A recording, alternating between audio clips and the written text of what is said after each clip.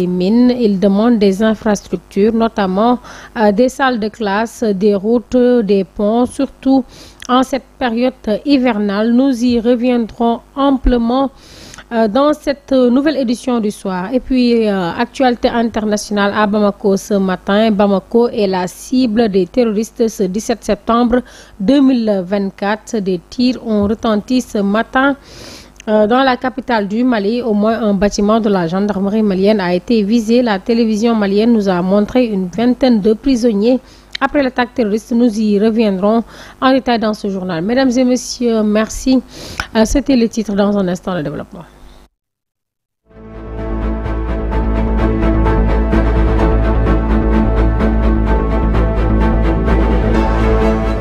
Bienvenue dans la bonne heure de ce 20h. Je vous disais à l'entame de mes propos au début de ce journal, reddition des comptes, le pôle judiciaire financier PJF a été officiellement installé ce mardi 17 septembre 2024 à Dakar.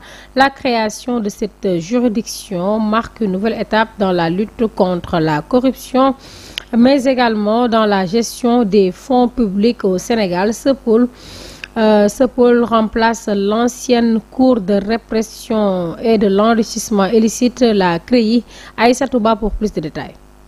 Alors que la publication de rapports s'enchaîne à la Cour des comptes, le pôle judiciaire financier vient de remplacer officiellement la CREI. Créée par la loi numéro 2023-14 du 2 août 2023, modifiant le code de procédure pénale pour remplacer la Cour de répression de l'enrichissement illicite CREI. Vous me permettrez de rappeler que depuis plusieurs décennies, le Sénégal a montré une réelle volonté de combattre la malgouvernance économique ainsi que la corruption et les détournements de deniers publics, avec notamment la création en 1981 de la Cour de répression de l'enrichissement illicite, la CREI. La loi sur le pôle judiciaire financier s'inscrit dans la même dynamique en ce qu'elle hérite des dispositions pertinentes de la loi relative à la CREI. Cet organe de répression financière qui vient de s'ajouter sur la liste permettra de renforcer la lutte pour un gouvernement d'éthique et transparent, confie le garde des Sceaux. Une nouvelle juridiction spécialisée vient s'ajouter aux structures existantes telles que la Cour des comptes, l'Inspection générale d'État, l'Office national de lutte contre la fraude et la corruption OFNAC et la cellule nationale de traitement des informations financières CENTIF pour davantage lutter contre les actes de prévarication et asseoir une gouvernance éthique et exemplaire.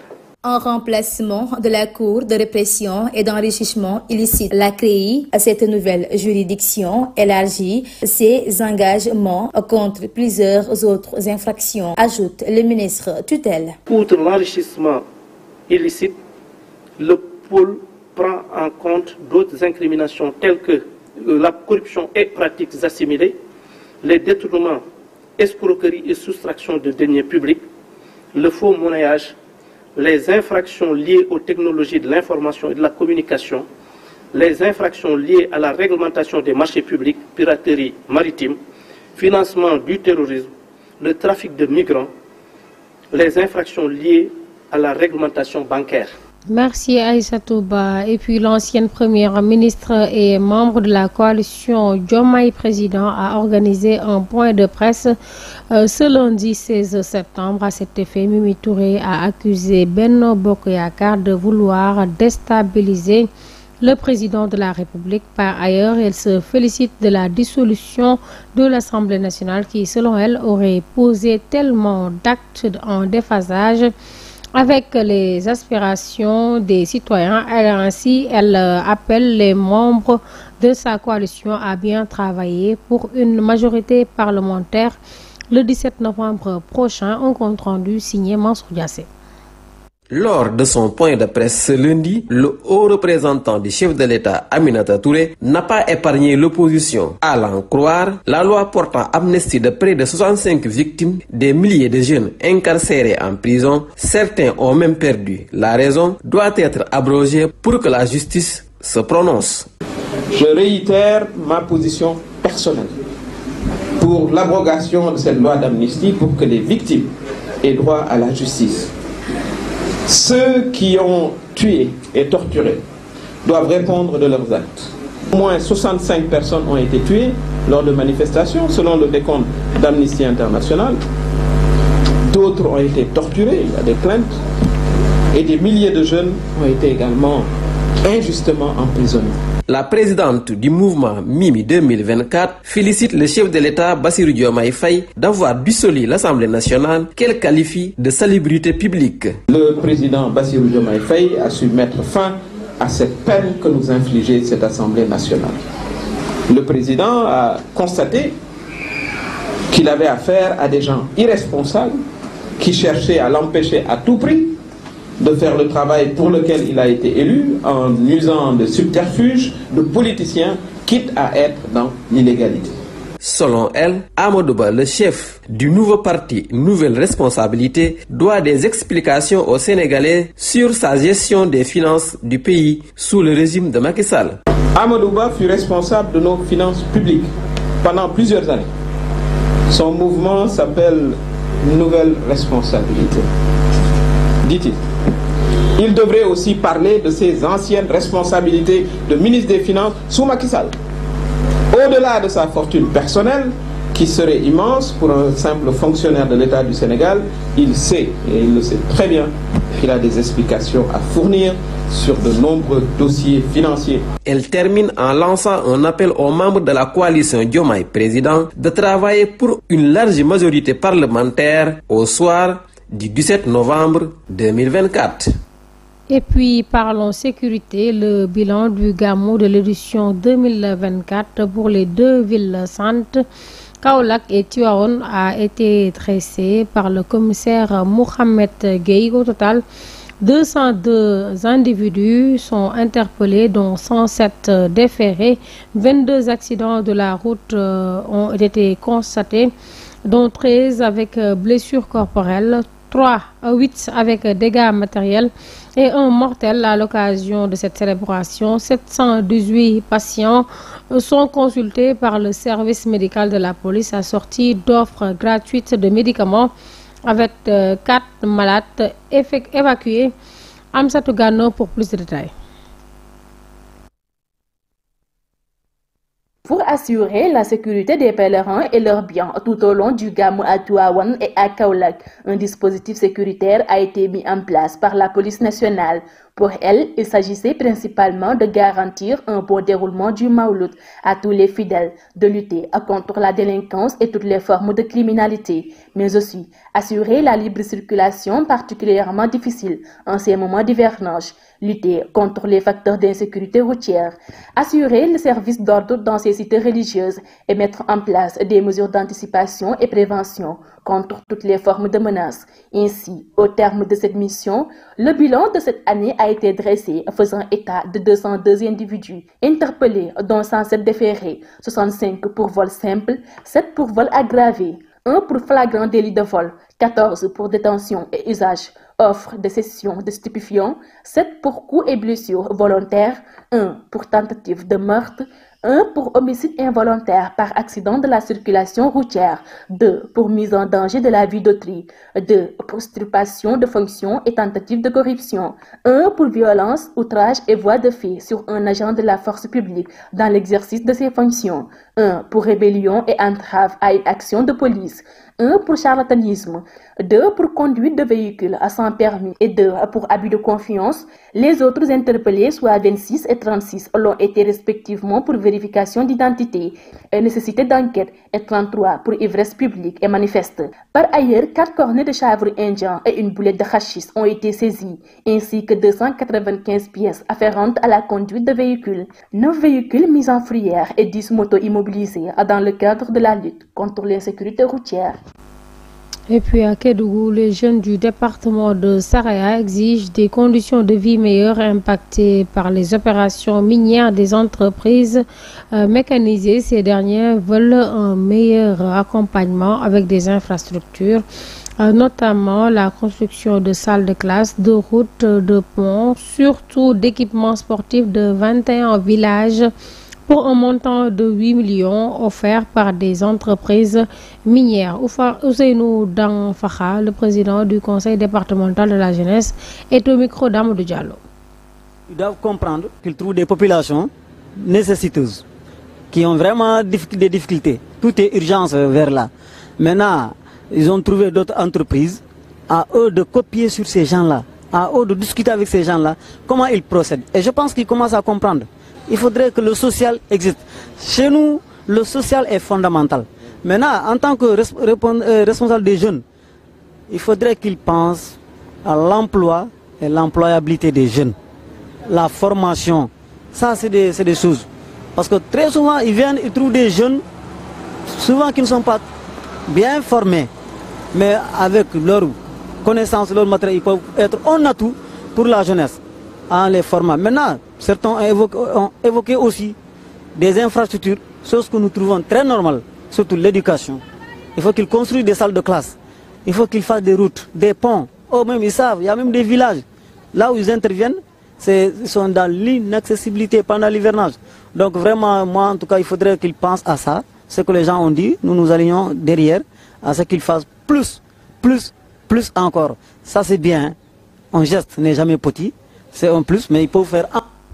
Parlons environnement. Pour lutter contre la déforestation et le changement climatique. La Grande Muraille Verte poursuit sa mission de Dakar à Djibouti.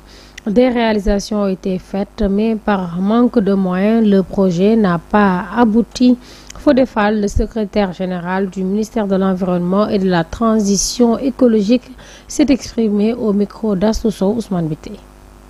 Grande Muraille, pour rappel, est cette belle initiative lancée par les chefs d'État africains et qui nous permet aujourd'hui de mobiliser l'Afrique pour la lutte contre la déforestation et les changements climatiques. Ce qui a été fait jusque-là est très visible sur le terrain, de Dakar à Djibouti, avec certainement des fortunes diverses.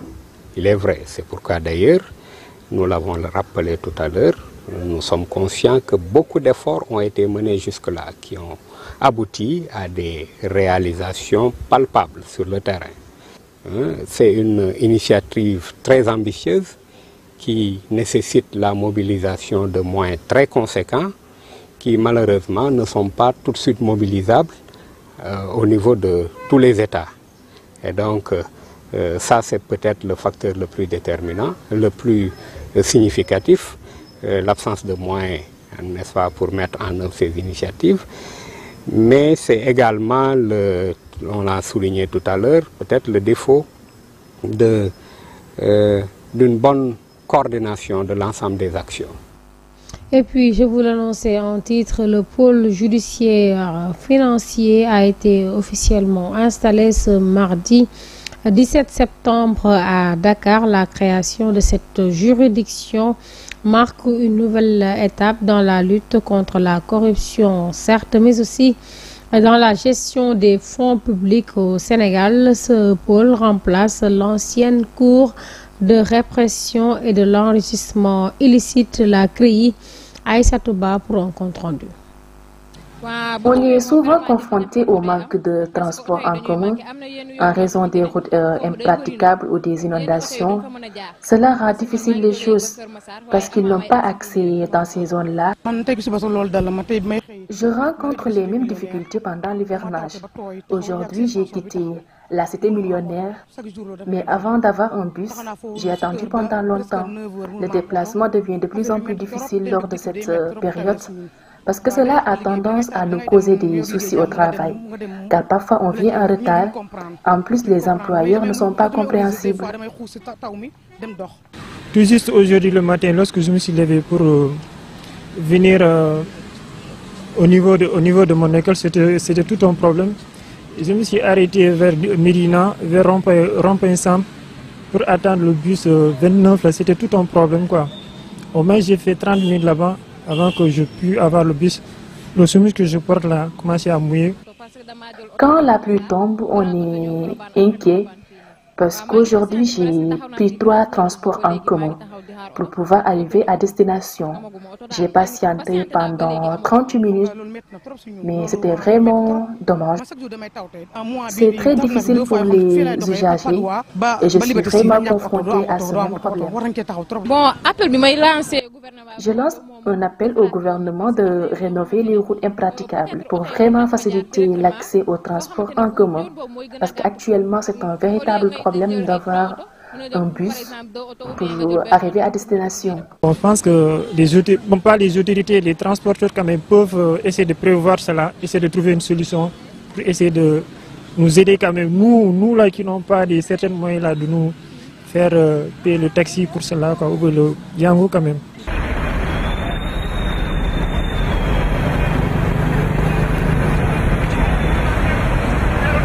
Merci Ndella Ndiaye. La rédaction s'était déplacée pour constater la perturbation de la circulation due aux fortes pluies ce matin. Merci beaucoup Ndella Ndiaye. Et puis à ce présent, parlons de l'actualité internationale. Je vous l'annonçais également en titre, Bamako est visé par une ou des centaines d'attaques terroristes ce 17 septembre 2024. Des tirs ont retenti tôt ce matin dans la capitale du Mali. Au moins un bâtiment de la gendarmerie malienne a été visé. Et puis la télévision malienne a montré une vingtaine de prisonniers après cette attaque. Les terroristes ont été neutralisés. Le ratissage continue, a déclaré au journal de l'ORTM le chef d'état-major des armées Oumar Diarra, qui n'a pas évoqué d'attaque contre l'aéroport, contrairement aux djihadistes. Les autorités disent assurer ou maîtriser la situation actuellement. Parlons sport à l'issue du comité exécutif de la Confédération africaine de football à Nairobi au Kenya ce lundi 16 septembre 2024. Le président de la CAF, Dr Patrice Motsepe, a confirmé les dates du tournoi final du championnat d'Afrique des Nations, le CHAN 2024. La compétition se déroulera du 1er au 28 février 2025, comme l'a annoncé la CAF dans son communiqué. Quant au premier tour des qualifications, il aura lieu le week-end du 25 au 27 octobre 2024. Pour rappel, le Sénégal, actuel champion du CHAN, avait remporté le titre en battant l'Algérie, pays hôte, il y a 2 ans à Alger. Mesdames et messieurs, c'était tout pour ce 20h. Merci de l'avoir suivi. Nos remerciements à l'équipe technique ainsi qu'à toute la rédaction de Global Télévision. Merci de l'avoir suivi et bonne suite des programmes sur Global Télévision.